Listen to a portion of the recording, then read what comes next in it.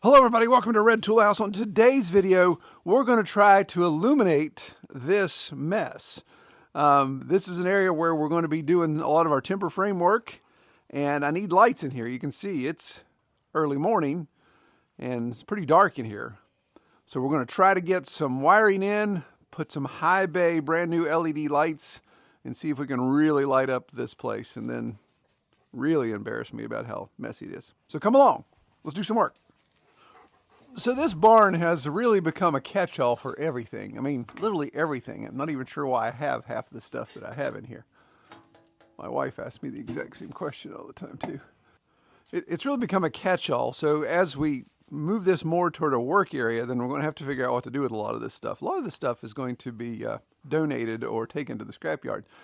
But the only place I have fire, this is the back of our workshop. So, of course, there's outlets all along the back of the workshop on the inside.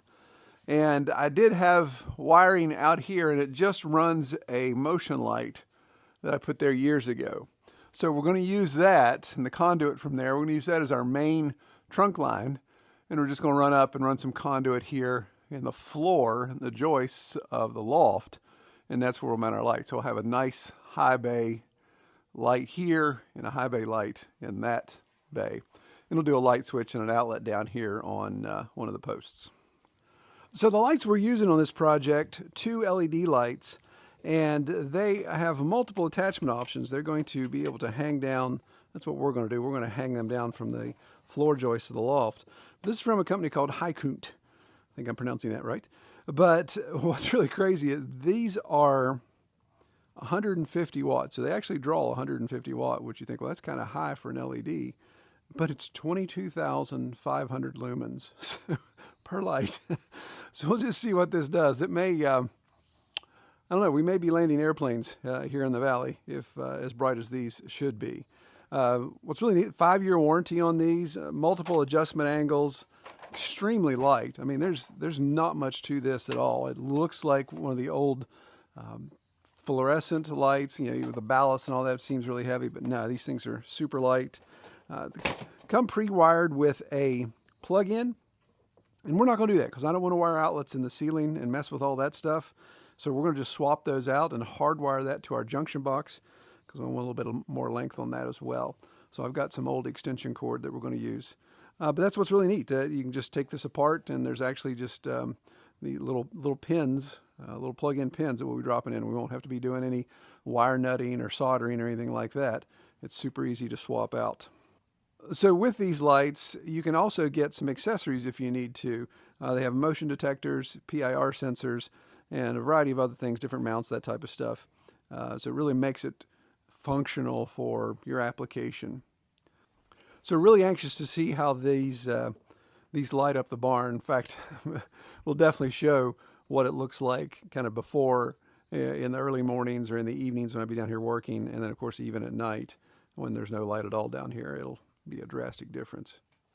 So it looks like the first thing I need to do is get this behemoth out of here. So we'll back the tractor in, get that loaded up, move it out, and that will allow me to move some of the rest of this junk around and get in here with a ladder and start tying our conduit in. Let's see if the tractor will start this morning.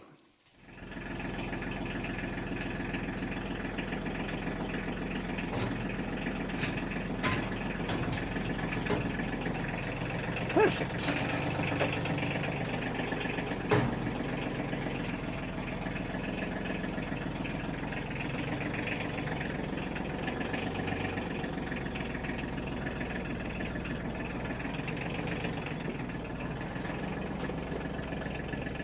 All right, so we got some space cleared out here.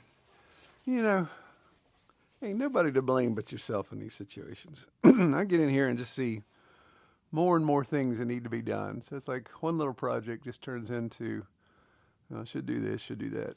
When I built this barn many, many years ago, I wasn't 100% sure what I was doing.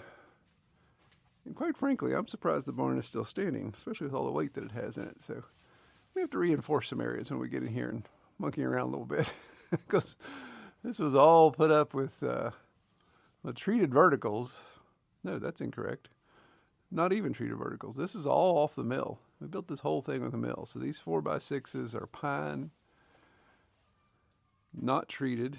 They're oil soaked. I years ago did this deal where I soaked them in oil. Actually made these little, almost like IV bags of used motor oil that would slowly soak into it. I don't even remember if I did a video on that or not, but that's kept them from rotting. But all this green lumber has just shrunk. I didn't overbuild. I built it like I was using conventional lumber. So as things pulled away, no joist hangers, so probably need to get in here and reinforce some stuff. But we'll work on that as we go along. Got all the power turned off to the barn here. We're going to pull this light down, and got a little junction box where we can extend our wire and our conduit, and be able to bring that up. And like I said, we're just going to go straight down the dead center of the floor here. Just some simple wiring there. Get going. I just spent the last 5 minutes digging out the stinking mud dauber's nest that was stuck in the screw hole of this light. You guys comment. Do you guys have mud daubers and they build nests in absolutely every little tunnel you have? I had a grill up at camp the other that we brought home because we weren't using it up there anymore, and they had crawled in the gas port all the way down the little tube that brings gas to the actual grill flame area and build a nest. It took me forever to figure out what was wrong with that grill. Hateful things. All right. So in order to keep things looking a little nicer, at least just somewhat related to code, I use that in parentheses, we are going to extend this with some conduit, and then we'll have a little junction box here. That way, obviously, where we're going to wire nut this Romex together with our new section of Romex. Then we got that taken care of, and then of course we'll get over here to the wall and run the ceiling. So I just need to get a section of conduit there. That'll fill in that distance. All right, so again, dance with who brought you, or at least with what equipment you have. So I only have a handful of 90s, but I've got 3 45s. And I think that's going to get me where I need to go.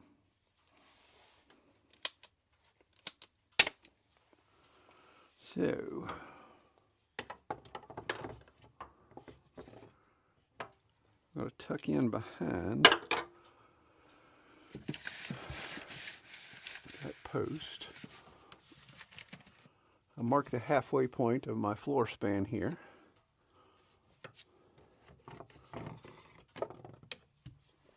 So if we have our 90 coming off right at the halfway point. Now, what's always fun with the order of operations is making sure you can get all your conduit wire in there. Run the Romex before you put it all together. That's why we glue at the very last moment. All right, so I'm going to deviate a little bit and shore up this one floor joist, because it is not looking too good.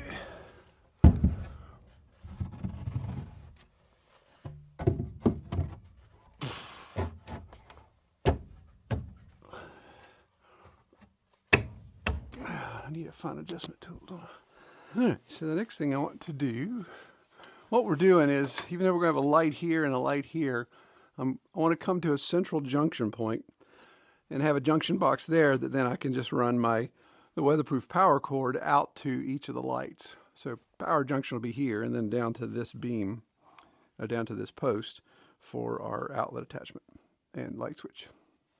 So what that requires is, since this isn't centered, I want to put a piece of scrap material here betwixt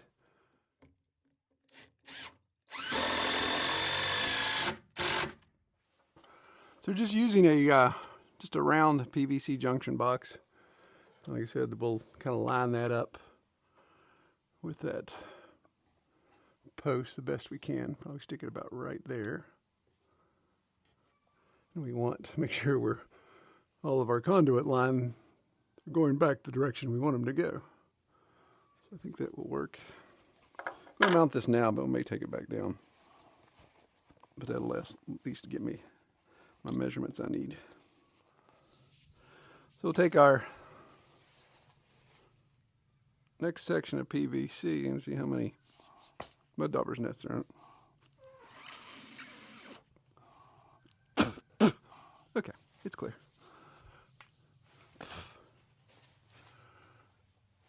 And that will run us from there to there.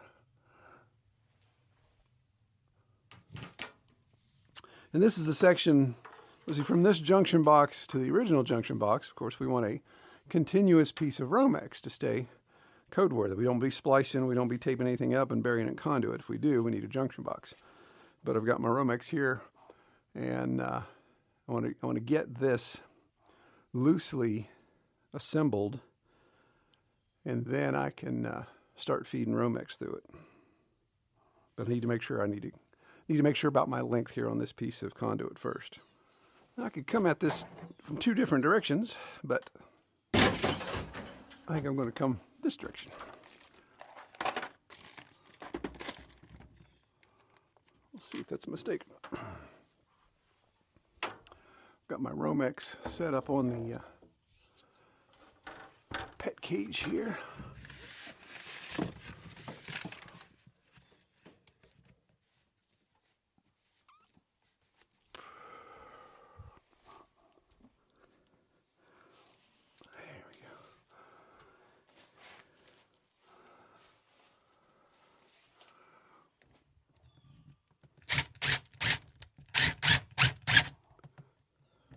Pull this.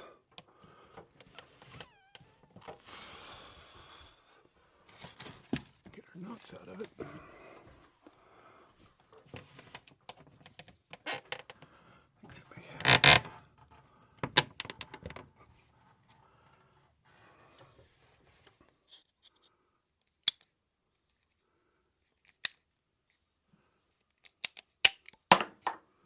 Now we fish our wire through.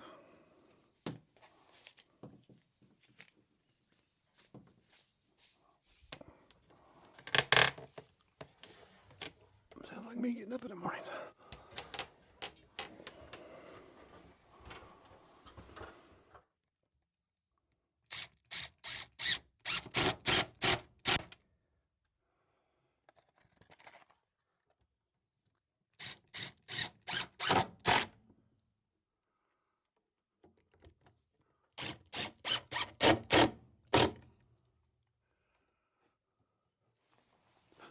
Okay, so here's where things get a little complicated, and I've mapped this out in my head about 16 times before I bought my supplies. But we want a switch, of course, to be able to turn these lights on and off easily, and they're going to be tied together. I don't want to necessarily be able to turn one bay on and the other. Barn isn't big enough for that.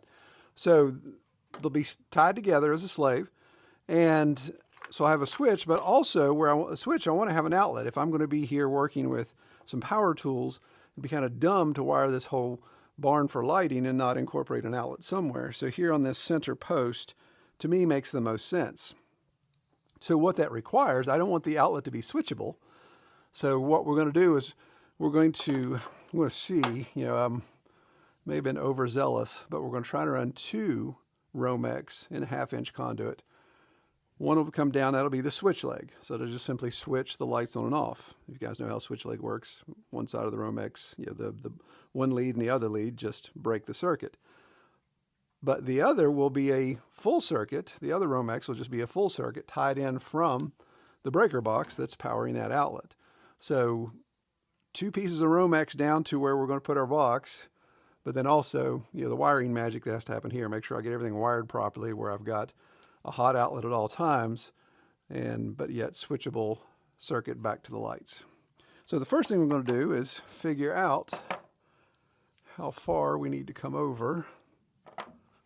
So all these junction boxes you buy now, instead of making multiple size versions, they have all these adapters. So for this round junction box, it's both 3/4 conduit compliant and 1/2 inch, and you just have another insert that screws in. So it makes things longer when you're trying to figure out how to line stuff up. So it's not the end of the world. It's just like, just something else to have to be contrary with. This right here, having this tool, is one of the reasons I absolutely love working with plastic PVC conduit versus the metal conduit. So much easier to manage.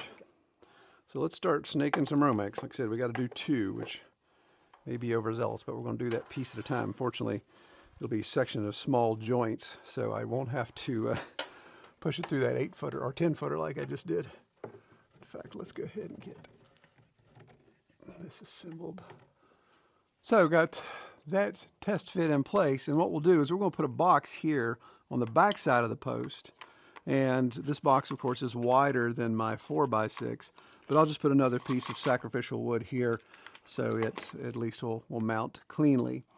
Now the reason why I'm putting it on the back of the post is multiple reasons.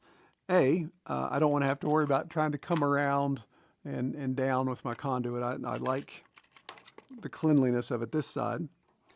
B, when I'm backing in here or pulling in here with a tractor with beams and all that type of stuff, if I've got this exposed on the side, I know the way that I am, my tractor bucket is a magnet for all things fragile, so I can just see me breaking that off, tearing that all to pieces. So putting here on the back side, that sacrificial piece of wood in the post will kind of keep it protected. And then the height, of course, that's high enough, that's fine for a switch, low enough, yeah, okay, for an outlet. But I like things a little bit higher up, again, not to bust them in, bang into things. It's going to be above my auger that I keep tied up right here. So that's fortuitous. And the simple fact that this is my last piece of conduit. So it's what we call design build in engineering, right?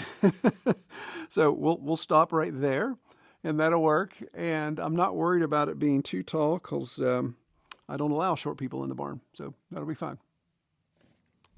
All right, boys and girls, here's a little lesson in junk hoarding.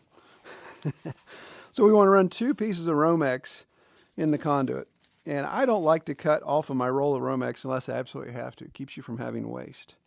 So what would we have to do to run 2 at a time? Because you definitely don't want to run one and then run the other. So we want to try to run them together, maybe even tape the ends up.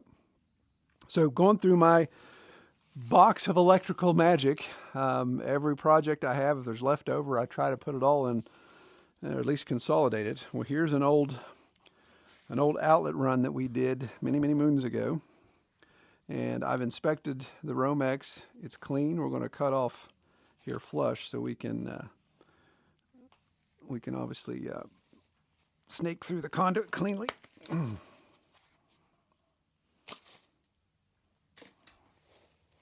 And then we come down here to this old metal outlet box that's beat all to pieces. I inspected the wire. There's one little tiny nick right here, but we've got plenty of wire, so I'm just going to cut above the nick. And this can just go in the junk pile. So now we have 2 pieces of Romex. That's 12-2, and I believe this is 12-2 as well. This is old enough. This is probably real 12-2, not skinny 12-2.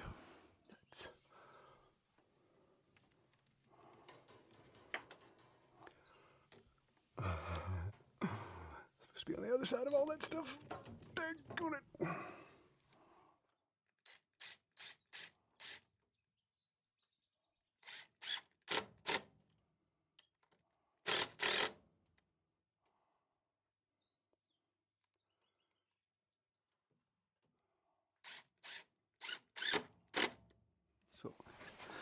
So we want to come into the middle, and then I can put sacrificial boards on both sides since I don't have a big block. Okay, so that's the one we want. Only one in. So the rest of these guys we just need to cap.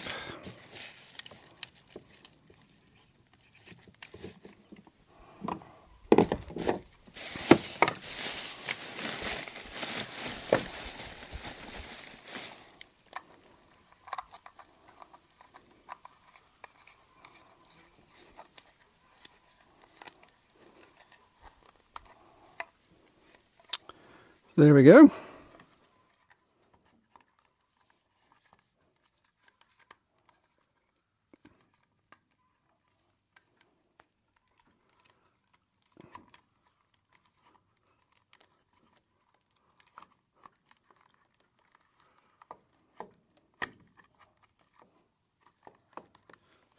So for our sacrificial boards, or our little scab boards, I chose Heart of the Rock white oak. So we'll see how this goes.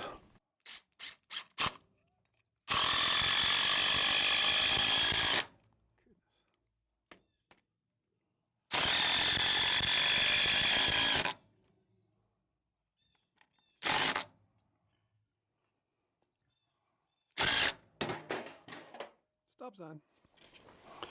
All right, so what we're going to do is just simply a switch, single pole switch, and a basic outlet. Troy, you're doing GFCI? No, I'm not doing GFCI. But shouldn't you, since it's potentially damp environment in your barn? Yes, I probably should. Am I going to? No, because those things drive me absolutely nuts.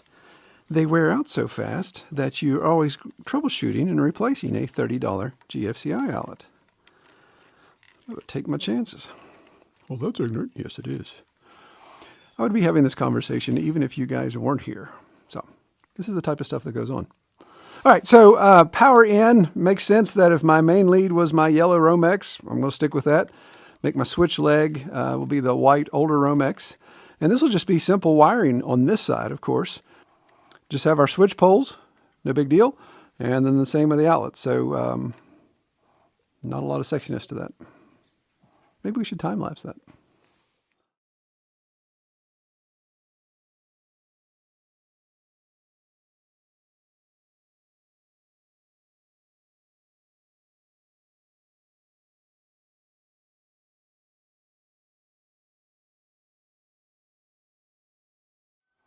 Well, I actually didn't do something backwards for once. All right, so here's a little for all the GFCI people. Well, that doesn't take care of it if the ground faults where you're standing. All right, so for my outlet cover, I found this neat little ditty here that it nests over. So you got a raised lid for your outlets, but then here you've got the get it set down. We got this little rocker. Tell me that ain't sexy. We're on. We're off. We're back on again. But it just has this little saddle here that rides over the regular light switch. And of course, as you flip on and off, there you go. I thought that was pretty slick. So we will go ahead and stick that into place.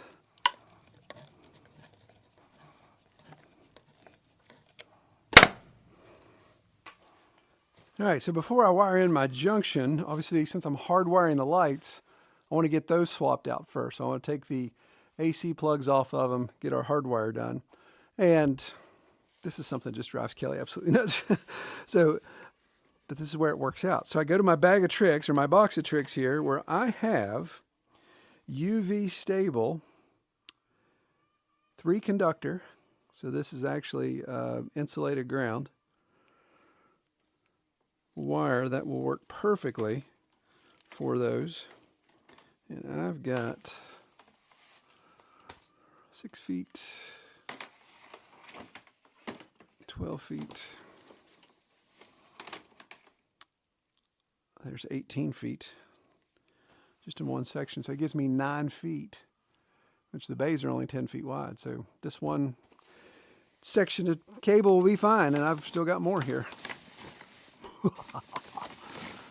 Tell me not throwing stuff away doesn't pay off. Now, for every one time this works, there's 30,000 things around here that I'll never, ever be able to use. But we won't tell Kelly that. All right, so I thought I'd come up here in the sun to do this. Give Timber a break. Poor dog sat there all morning in the side-by-side, patiently waiting. So I've already done one of these off camera, obviously before turned on the recording just to make sure I was doing it right. Not lead you down the wrong path, but it's pretty self-explanatory, pretty intuitive. So we've got just a couple cap screws here on the end. What we want to do is just get into this control box here to be able to swap out the cords. I think it's neat. I want you guys to see these cord attachment points. Little mechanism I've not seen before, and I really like it.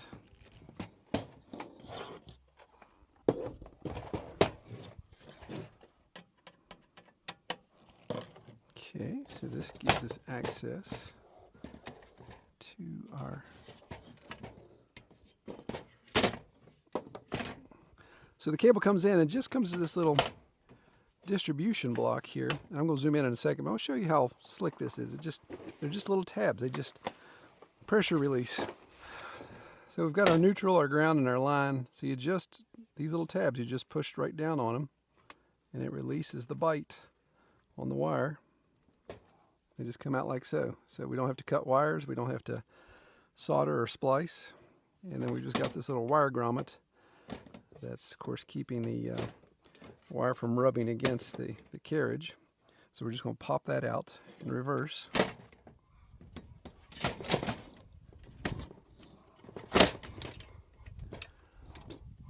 New cord. Now we're not going to throw that cord away, of course. We are going to put that in our pile because there ain't nothing wrong with it. So I went ahead and cut my cord to length, equal length for both lights. So this is what's left over. Like I said, it's going to give me about 9 feet. This extension cord cable I had actually managed to be the exact same gauge. It's 16 gauge wire. So that works perfectly. It has the same color scheme for insulated wires. So all we're doing is just matching up color. Green, black, and white. Super simple. Okay, so now the question is, where do we want to hang them? How we want to orient them? And how low do we go? So I think I want to be right here in this space. So a long ways that way, cast the beam. I think I may want to go that way too. All right, so let's check out our mounting cables. All right, so they package with it these mounting cables that I like the fact that they're going with the adjustable. So this, see this cable just passes through that adjustable clip. So we clamp our little carabiners. Very easy, like so. And of course, if we don't put a set screw in here, which it comes with, if we don't put a set screw in here, then those are going to hang level. But if I wanted this to tip toward the back of the barn or toward the front of the barn, then of course I can sheet that and make that one side tighter than the other. So I think we're going to just start with free hanging right now. All right, so the electrical inspector showed up here, and he's going to double check my work for me. Actually.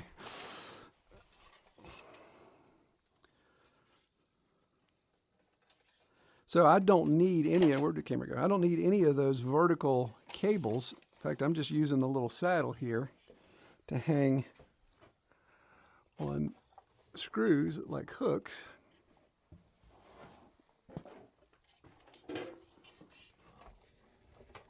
And that's providing perfect height that I need in that situation. And the fact that I have plenty of leftover power cord as well, I'm not going to cut that off. I'm going to just roll it up and zip tie it most likely, because if I ever want to move, like if I get more of these and move that way or this way, then I've got plenty of cable to do so. And I would have all this tied in, but I neglected to get a 5th conduit adapter, so I got to pick that up tonight. And then we'll be able to tie all this, or tomorrow actually. Tomorrow after church I'll get it. Then we'll be able to tie all this in. So this is where we will stop for the day. All right, so I got my, it's the next day, I got my missing conduit piece 3/4 inch or 1/2 inch thread. And then wire cleats, for the wire cleat, instead of using the clamp down ones, got some plastic ones. What's neat, they just snap right in here perfectly into that 1/2 inch conduit. It makes a perfect lineup for these light cables coming in. So take this guy back out, and I can just thread this one in.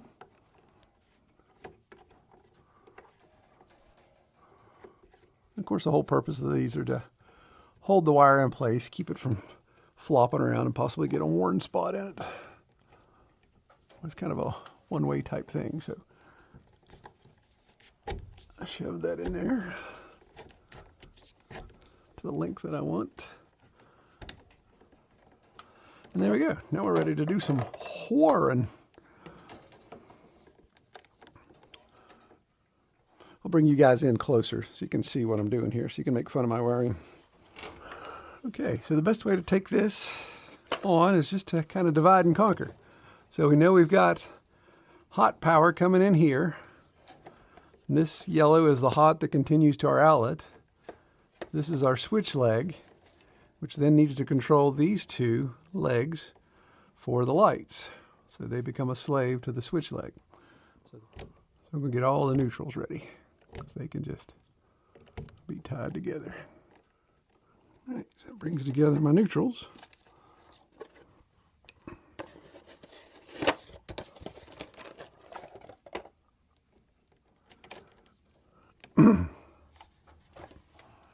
Go ahead and tie all of our grounds together as well.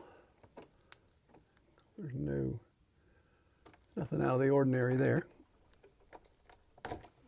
So we're going to take our hot, the power coming in, and the hot going to the outlet, and the outgoing side of the switch leg, or hot. So I'm going to go black to black to black on that. There may be a specific code that says which color you use on your switch leg, but I've never followed anything specifically like that or researched that.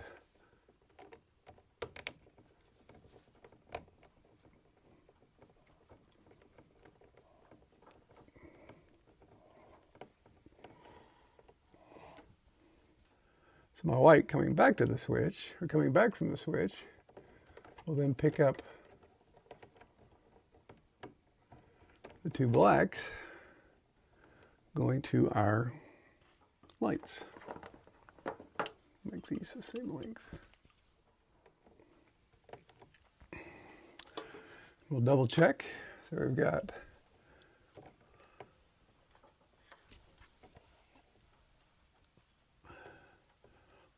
hot to switch leg hot, back to neutral, or switch leg back to the hots going to the light, grounds to grounds, all neutrals to neutral.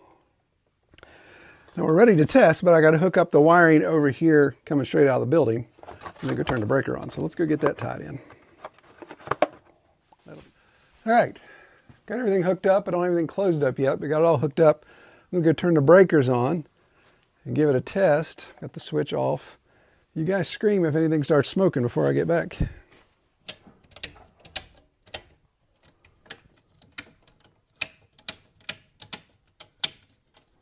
Okay, nothing tripped on my end. You guys didn't scream. Oh, let there be light! And I really like that. It really lights up the barn. Okay, while we're here, let's go ahead and test our outlet.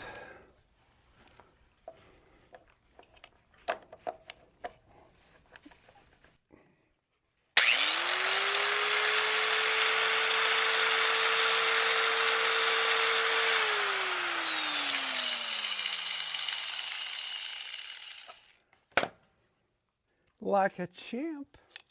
Okay, let's see if we can get this octopus stuffed in the box, and then I'll I'm going to show you guys what I'm going to do as far as the hanging cables and the cords and stuff. All right, I got her closed up. And that was like putting me in spandex, but it fit.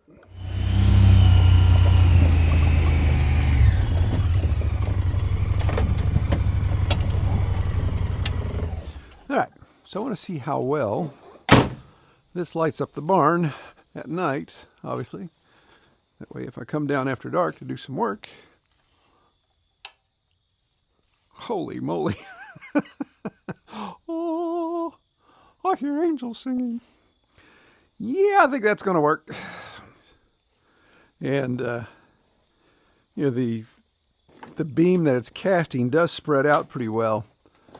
Higher the better. Obviously, if I was higher ceilings, we could get even more depth, but I'm all the way here in the back of the bay, and man, this would be perfect if I've got my timbers laid out right here on my sawhorse, be able to work out well. I think what I'm going to do is I've got this old corral wall here that I had back when we kept pigs in there. Probably just take that out. There's really no reason to keep this here.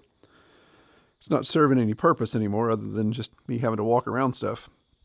So maybe take that out, and that gives me even more workspace. Of course, the posts have to stay, but allow me to pass through here back and forth as need be. This is good. This is real good.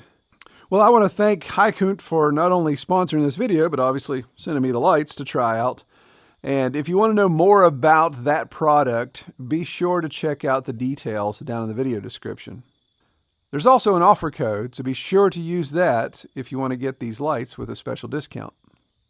Well, I'm really anxious to get to work down here now, and this kind of inspires me to do even more work to get my barn cleaned up and becoming more of a workspace. Got to get less storage, more workspace. So we'll take on that challenge at some point too. Well, I pray everyone have a great week. Thanks so much for watching. Take care.